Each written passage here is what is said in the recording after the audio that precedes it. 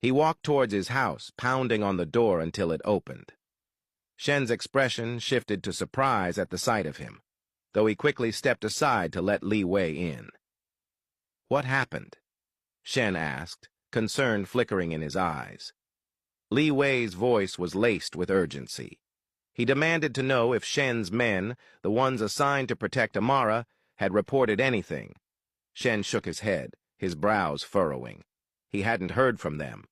With measured calm, he asked Liwei what was going on.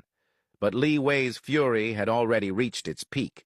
His gaze was sharp, cutting, as he reminded Shen of the promise he had made, the promise to protect her on his behalf. He spat the words out, saying he had let her go only because he trusted Shen's assurance of ultimate protection. Now she was missing. Shen had failed. Shen held his stare and asked if he was certain Amara was truly missing. Liwei's jaw tightened, his voice cold, as he confirmed it.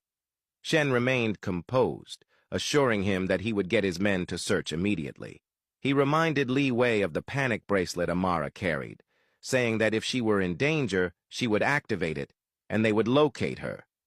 But Liwei stepped closer, his glare icy.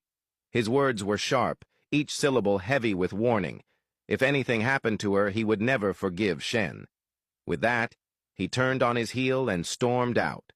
Meanwhile, across the city, May and James sat together in high spirits. May leaned into James's embrace, relief painting her features. James pulled her closer, murmuring that he had told her laying low was the key, that patience had allowed them to strike once Liwei's guard was down. This time, their plan had succeeded. May smiled at him, her voice soft but filled with triumph.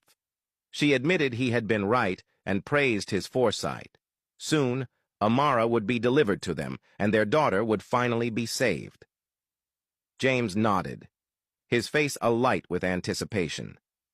He spoke of their family finally being whole again, of the life they could reclaim.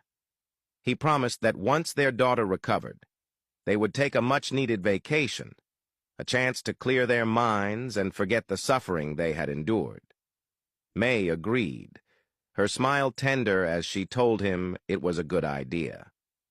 They sat there, holding each other, lost in the warmth of a hopeful future, but their moment shattered in an instant. The door burst open, slamming against the wall, making both of them flinch.